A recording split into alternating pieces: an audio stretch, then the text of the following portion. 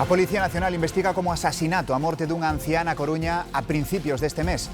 A principal sospeitosa é unha asasina en serie que cumpre condena por varios crimes e que ese día gozaba dun permiso penitenciario. Pedro Sánchez admite que cobrou diñeiro do PSOE en efectivo. Normaliza ese tipo de pagamento no partido tras revelar o informe da UCO que Ábalos e Koldo recibían sobres con cartos.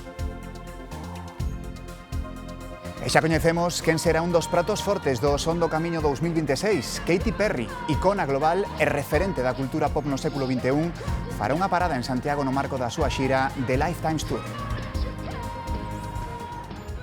Boas noites. Para a Mancomunidade do Morrazo non hai volta atrás na nova taxa de recollida do lixo aprobada pros concellos de Cangas, Moaña e Bueu. Con incrementos de ata o 500%, hai negocios que pasan de pagar 300 euros a máis de 2.000 en cada recibo. Os tres alcaldes do BNG xustifican a suba e condenan a protesta dos veciños. Os tres alcaldes que conforman a Mancomunidade aseguran que o funcionamento do servizo pasa pola suba do recibo do lixo, que permitirá renovar os contedores, modernizar a flota ou manter os centros de compostaxe, entre outras melloras. Pero, por suposto, que temos a obriga, neste caso, tamén de proceder á aprobación desta nova ordenanza fiscal, que é a que permitirá tamén contar con un novo servizo.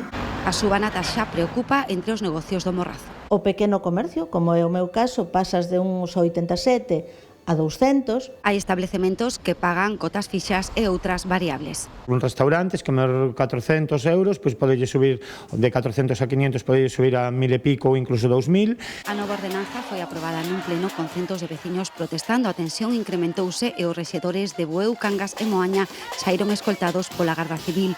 Os tres alcaldes condenaron os feitos e rexeitaron a violencia das protestas. Preocupación dos autónomos galegos ca suba de ata 2.500 euros ao ano que plantexa o Ministerio de Seguridade Social a partir do ano que ven. Son incrementos de ata 206 euros ao mes para un sector que leva tempo denunciando subas de impostos. Carolina apostou por seguir á fronte do negocio familiar e tras rematar a súa formación pasou a formar parte do colectivo de máis de 200.000 autónomos de Galicia. El autónomo non solo paga cuotas, paga un alquiler abusivo, paga unos empleados, paga la luz, el agua que está subiendo cada vez más, es que nos están ahogando. Como ela, Uxía levanta cada día a persiana do seu pequeno café, ve como cada mes ten que sumar novos gastos, agora bota contas coa suba prevista na cota de autónomos. Cando chega o trimestre, todo o que podemos, toda a nosa pequena nómina que podemos ter os 2 meses que non é recaudatorio, pois parece que quedamos en ela no mes no que temos que aportar. Entón, unha subida máis, penso que fainos moito dano. A min faime moito dano. A proposta do Goberno apunta unha suba que vai de entre 17 e 206 euros ao mes, dependendo do treito de cotización por ingresos. Ahora mismo la situación del colectivo es complicada. Hemos pasado hace 4 o 5 años una pandemia, estamos pasando las consecuencias de la guerra de Ucrania, hemos visto las consecuencias que ha generado también la guerra de Oriente Medio y ahora mismo la situación económica de los autónomos no es buena. E advirten. Si nos siguen incrementando los gastos, lo único que va a generar es que terminemos cerrando máis autónomos. O pasado mes de agosto pecharon o seu negocio 280 traballadores cada día en España. Non só os autónomos están contra esta eventual suba de cotas, tamén o socio de coalición, Sumar, considera que é un erro. O PP fala de sabrazo. Os axentes sociais xa reaccionaron á proposta da ministra de Seguridade Social, pero tamén o fixo o socio da coalición. Para Sumar é un erro. Nos parece que no debería ser así y que hay que cuidar a los autónomos y hay que cuidar a las pymes y eso empieza también por la fiscalidad. A nosotros nos parece que por donde hay que empezar a subir los impuestos es por las grandes empresas. E tamén o PP critica unha medida que vai afectar aos autónomos. Ya esperan con pánico el siguiente sablazo del gobierno que hemos conocido ayer. Ningún país puede salir adelante desde el castigo a quien trabaja. Para sacar adiante esta suba nas cotas, o Goberno ten que conseguir o apoio do Congreso, do contrario, prorrogaríanse as que agora están vixentes. Pedro Sánchez normaliza os cobros en efectivo no PSOE tras revelar o informe da UCO que Ábalos e Koldo recibían sobres con cartos. O presidente do Goberno admite por primeira vez que el mesmo aceptou diñeiro do partido dese xeito en efectivo. Mentres, o Supremo rexeita as manobras de Ábalos e mantén a súa declaración de mañá. Es que no hay ningún indicio que apunte a una supuesta financiación irregular del Partido Socialista. Pedro Sánchez defende a limpeza das contas do PSOE e explica por qué. Todos los gastos han sido contabilizados. O líder socialista justifica os pagos en efectivo a José Luis Ábalos e a Koldo García. Como hacen todas las empresas. Asegura que se trataba de liquidacións de gastos correntes. O cuando hace un gasto extraordinario en el sentido de que tiene una comida. Admite que él mesmo a recibiu. Yo como secretario general del Partido Socialista no era algo habitual en mí, pero seguro que en alguna ocasión pues he tenido ese tipo de liquidaciones de gasto. A voceira do goberno sobre sí mesma. Si se llegó a producir, que yo le diría que no lo recuerdo, estará perfectamente imputado en la contabilidad del Partido Socialista. Evita mollarse, pero Podemos exixe explicacións. El Partido Socialista efectivamente dirá pues, que todo es mentira y que son inocentes, aparte de decirlo, tienen que demostrarlo. Malia romper co seu abogado, José Luis Ábalos comparecerá este mércores no Supremo tal e como estaba previsto. O ex número 2 do PSOE solicitou un abogado de oficio para que lle poida prestar asistencia durante o interrogatorio. Pero o Supremo non acepta esa manobra, considera a renuncia ao letrado unha fraude de lei. O Partido Popular presentou en Barcelona o seu plan de inmigración que inclúe 10 medidas. Entre elas, o visado por puntos, o reforzo policial en fronteiras, concentrar todas as competencias nunha única autoridade e vincular prestacións como o ingreso mínimo vital á busca de emprego. O líder do partido tamén propón endurecer os requisitos para conseguir a nacionalidade española. La nacionalidad española no se regala, se merece. Una inmigración ordenada, legal y humana. Se trata de garantizar mano dura con las mafias y con la delincuencia y mano tendida a quien venga a prosperar y a hacer prosperar nuestro país. O BNG carga de novo no Parlamento contra a Nobel da Paz, a opositora venezolana María Corina Machado. A deputada nacionalista Montse Prado volveu cualificala de fascista. Chamarlle fascista a unha fascista non só non é delito, é unha caracterización obxectiva dunha fascista. E, ademais, reclama a invasión do seu pobo. Ademais, María Corina Machado é unha fascista que, ademais, pide a invasión do seu propio país. O Fondo Monetario Internacional revisa a alza as previsións de crecemento da economía española que sitúa nun 2,9% este ano e nun 2% o ano que ven. Estas cifras sitúan a España como líder da expansión das grandes economías mundiais por enriba dos Estados Unidos e da media da eurozona. As previsións do FMI melloran as expectativas do propio goberno español. O atraso na entrega dos reféns falecidos tensa o acordo de paz para Gaza. Hamas anuncia que esta noite devolverá os corpos de outros 4 israelís que morreron durante o cativerio, pero admite dificultades para localizar os 20 cadáveres que faltan. Israel considera que está incumprindo o acordo e comunicoulle á ONU que a partir de mañá só permitirá a entrada de 300 camións con axuda humanitaria, a metade dos que estaban previstos. Francia paraliza a suba da idade de xubilación. O primeiro ministro Sebastián Lecornu anunciou a conxelación ata 2028 dunha reforma das pensións que incluía elevar a idade de retiro dos 62 aos 64 anos. Tamén propuxo novos impostos aos ricos e ás grandes empresas e comprometeuse a non gobernar por decreto. Os anuncios formaron parte do discurso inaugural do seu mandato. Con eles, espera conseguir o apoio socialista para sobrevivir ás dúas mocións de censura que se votan este mesmo xoves. Donald Trump ameaza a España con represalias comerciais se non eleva o seu gasto en defensa ata o 5% do Produto Interior Bruto. O presidente dos Estados Unidos cree que o noso país está faltándolle o respecto á alianza, ca súa negativa a acadar esa porcentaxe. Tamén hoxe o embaixador norteamericano ante a OTAN insistiu en que non hai excepcións o acordado en xuño no cumio da Haia. Reitera que todos os aliados, incluída España, deberán acadar esa porcentaxe antes do ano 2035. Multazo da Comisión Europea a 3 marcas de luxo, 157 millóns de euros a Gucci, Loewe e Chloé, por restringir a liberdade dos comercios para fixar os prezos. Como facían, María?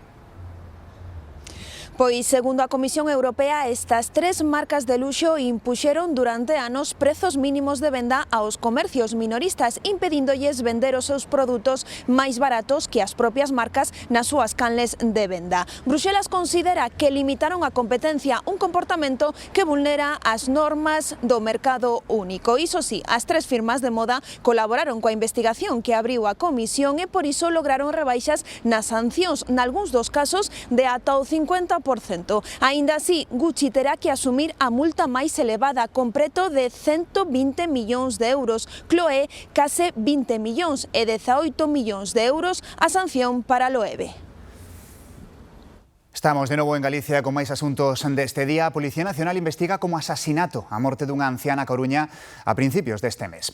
A principal sospeitosa é unha reclusa condenada por varios crimes que ese día gozaba dun permiso penitenciario, Demetrio. Se tratase de Remedio Sánchez, que no ano 2008 foi condenada a máis de 140 anos de cárcere por 3 asasinatos e por 4 asasinatos en grau de tentativa. Cumple condena neste centro penitenciario de Teixeiro e agora está a ser investigada por un novo crime como presunta autora dun asesinato. De novo, a víctima volve ser unha muller máis de 90 anos na cidade da Coruña. Permanece no interior deste establecemento donde cumple condena e donde agora terá que responder como presunta autora dun novo crimen. O pasado 3 de outubro, unha muller de 91 anos morría na súa casa da avenida de Monelos, na Coruña.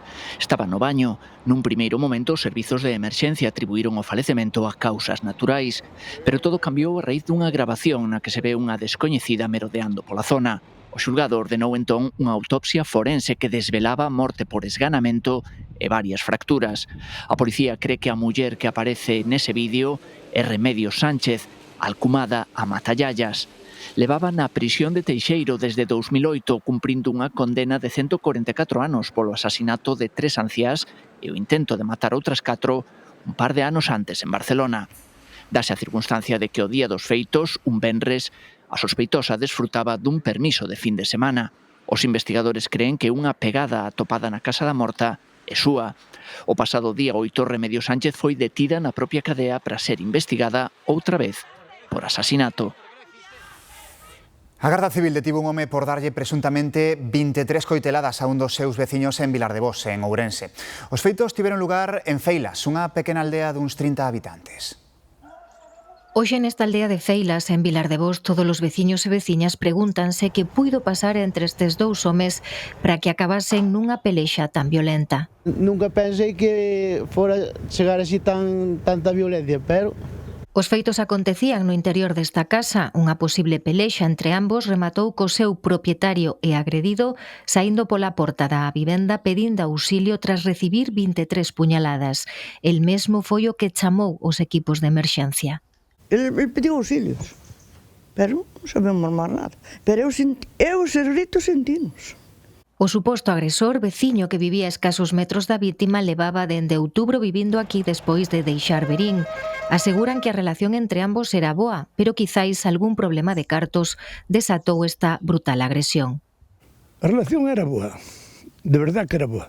Levábase ben, pero eu creo que xa hai tempo que lle dibe algo de cuartos. E onte ao mellor veu capricho por aí, ou lle foi pedir máis ou algo sería. Ata o lugar desprazouse o helicóptero do 061 para trasladalo agredido ata o hospital de Ourense, onde o seu pronóstico é grave. O outro veciño, que xa foi detido pola Garda Civil, foi atendido das feridas no hospital de Verín. En Dozón morreu un home por un ataque de velutina. O enxame estaba agochado no chan e botouse contra el sen tan sequera tocar o niño. Faleceu 2 días despois no hospital. Os berros escoitáronse a máis de medio kilómetro. Andábamos metendo aquí as vacas, sentindo barrar, e collín o coche e marchei, subimos o coche daquela perfectamente, pero cando chegamos ali ao castro xa me dixo que non vía, e a partir de aí xa non me falou máis. O home de 79 anos en moi boa forma física sairá a rozar nunha carballeira que tiña a poucos metros da casa. Atacaron a traizón. Soulle de lado, pero se pasara por riba. Estaban co tractor desbrozando e o niño estaba enterrado na terra. Cando que tocaría con algo, ou alguna silva, ou vibración, non sei. Entón, salían e viñeron a por él. Tiña moitas. Claro que tiña moitas. Foi un ataque feroz. Atenderon primeiro no centro de saúde e despois no hospital. Non consta que fora léxico, pero as nespras desfixeran o corpo, o enxame ao completo, e non era o único que había nos arredores. Anduveron mirando e sacaron niños, había aí nun vido unha bola dun metro, tiña 1 metro de diámetro. E pois anduveron sacando outros 2 máis. Advirten que hai máis dos que se ven. O ano pasado Seaga retirou case 1 milleiro de niños na comarca do Deza de Beirós. A xente que traballa a diario no campo témelle. Hasta ahora só se vían nos árboles, pero últimamente están moitos entre as silvas, no chao, enterrados, como se foran toupeiras grandes. Ainda teño tractores bastantes novos e bastante xeistosos, pois procuro andar sempre coa cabina cerrada. O teléfono para avisar da presenza de niños é o 012. Agora no outono, coa chegada do frío, normal é que se vexan menos, pero ollo porque como as meigas, habelas hainas. En Lugo continúan ingresadas 3 das 6 persoas intoxicadas tras tomar un café con deterxente nunha polbeira da cidade. Teñen queimaduras na gorxa e na boca. Formaban parte dun grupo de 30 persoas que ceaban no establecemento. Eles pediron unha segunda rolda de café se por un erro na cafeteira en que se serviron había restos dun produto de limpeza. Saúde Pública fixo unha inspección no local, ten todo en orde e cumpre todas as exixencias sanitarias. E a Xunta pechou unha vivenda comunitaria en Xinzo por incumprir as garantías necesarias para o benestar dos seus usuarios. Inspección detectou que na vivenda San Gabriel, con 10 prazas autorizadas, residían 15 persoas. Ademais, algunhas superaban o grao de dependencia establecido para residir neste tipo de vivendas. Tan pronto como comprobou a situación, a Xunta procedeu a pechar a instalación e a informar os familiares de todos os usuarios que foron reubicados en prazas residenciais públicas da contorna. A conselleira de Política Social, Fabiola García, referiuse a este asunto. A Xunta de Galicia nunca lle vai a temblar a man, sempre vai a continuar actuando con firmeza e con inmediatez cando este en risco o benestar e a calidade de vida das persoas maiores. Unha empresa do Grove comezou a vender casas cápsula. É un tipo de vivenda fabricada na China e que ten unha vantaxe moi importante. Podes instalar en só 3 meses desde que se comeza a construir. Chegan os primeiros clientes que veñen coñecer as casas cápsula do Grove. Este é o modelo de exposición. Ten 38 metros cadrados, jacuzzi e acabados de primeira. Todas as órdenes de abrir cortinas, encender luces se poden dar por voz. Open the curtain! Esta, con todo o que ten, está sobre 85.000 euros.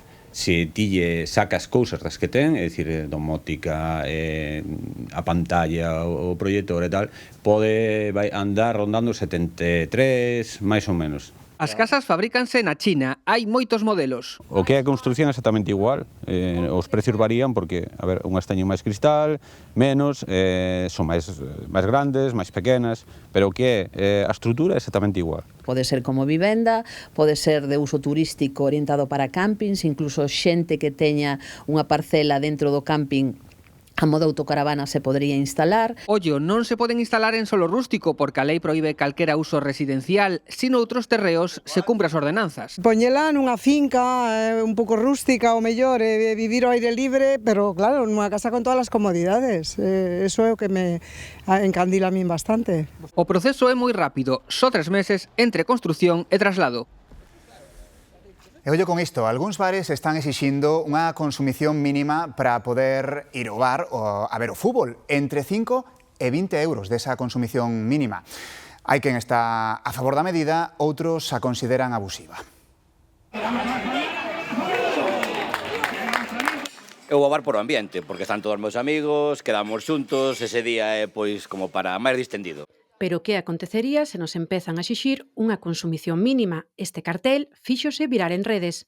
É raro que unha caña ao primeiro tempo, unha caña no segundo non caiga, pero tanto como que me exijan. Onde nos cobran xa non vamos, Se o ter na casa valeche moito máis, así que está a cousa un pouco máis ou menos equilibrada. E se no canto de 5 son 20, como acontece neste outro bar de Madrid. 5, pues bueno, lo puedo llegar a entender hasta el punto de que no te entre la gente y no te consuma y te estén ocupando espacio y la gente realmente quiere entrar a consumir. Home, se estás con un auga aos 90 minutos, vale. Pero tampouco 20 euros por ver un fútbol. É que ao final é un negocio que hai que ver tamén. A medida, segundo a Organización de Consumidores, é legal. Si un hostelero decide que va a cobrar una consumición mínima, es legal siempre y cuando lo informe con antelación. Para que así os clientes poidan elixir, pero a maior parte dos negocios, a pesar do prezo que pagan polo fútbol, non a comparten. Non estou moi de acordo con eso. De momento, hai que facilitar al cliente que venga, que vea el fútbol. El fútbol vale sobre 500 euros, pues imagínate, para quitarlo en partidos.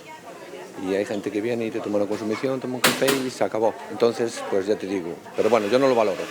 Los que vienen a ver el fútbol son clientes de siempre y, hombre, no haría el tema de la consumición mínima. Yo creo que pueden venir a tomar lo que quieran. E seguir disfrutando sen condicionantes desta paixón compartida no bar. 33 concellos galegos recibiron hoxe a bandeira verde de Galicia, un distintivo que concede a Xunta en recoñecemento ao seu compromiso ca contorna e o respecto ao patrimonio natural. 11 dos municipios recibiron a bandeira por primeira vez e por todo son revalidouna por quinto ano consecutivo. Alfonso Rueda lembrou que a Xunta vai crear o vindeiro ano a Rede Galega de Concellos con Bandeira Verde. O presidente da Xunta asegurou que ter concellos sostibles tamén é Galicia calidade. Non só os responsables municipais, que eso por suposto, se non sería imposible, senón tamén o conxunto dos veciños, pois están comprometidos con ter un concello fermoso, un concello sostible, é un concello concienciado con todo o que supón esa mentalidade verde de Galicia fermosa, de Galicia bonita e ao final de Galicia calidade.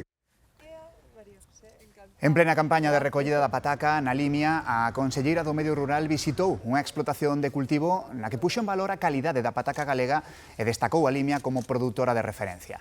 Na véspera da celebración do Día Internacional da Muller Rural, María José Gómez salientou que se está a traballar no Estatuto das Mulleres do Rural, un documento que busca poñer en valor o traballo feminino e a igualdade de xénero neste eido.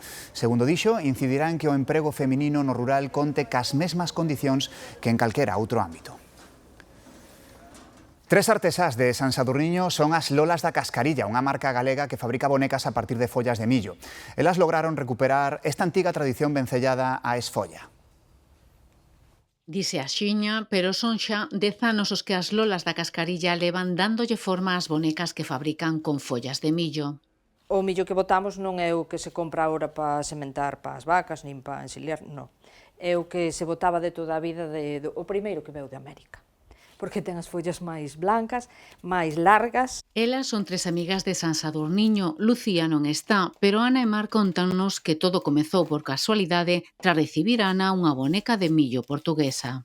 E a partir de aí foi a que sacou a idea de decir non poderíamos facer isto nosoutras. Co tempo perfeccionaron a técnica e crearon o seu propio estilo, logrando recuperar unha tradición vencellada de sempre á esfolla. A nai xa me enseñara de pequena a facelas, pero claro, eran moi básicas. Eran os brazos estirados porque non levaban un alambre para mover e nada, moi básico. E nosotros demoslle colorido, buscamos o color nelas, cos tintes e con todas esas cousas. Xa fomos nosotros probando, estudiando un pouco cada cousa e fomos buscando a nosa identidade. Tamén fan flores e complementos e están abertas a todo tipo de encargas, mais son as Lolas as que dan sona a esta marca de artesanía de Galicia. Hoxe coñecemos a primeira confirmación do festival O Son do Camiño e adiviñen quen vai actuar neste escenario.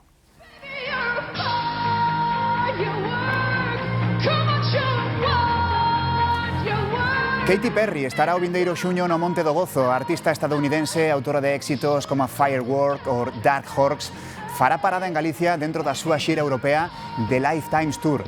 Será do 18 ao 20 de xuño. Os abonos saen á venda este venres ás 12 do mediodía.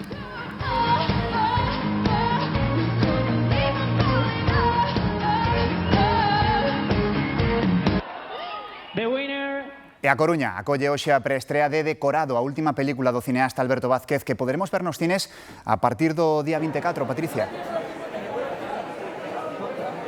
Sí, o último proxecto cinematográfico do coruñés Alberto Vázquez, que conta no seu haber con varios premios Goya, preestréase hoxe aquí no Teatro Colón da Coruña, logo de pasar polo Festival de Sitges e por varios certames internacionais en Londres, en Canadá ou en Estados Unidos, por certo, con moi boa acollida.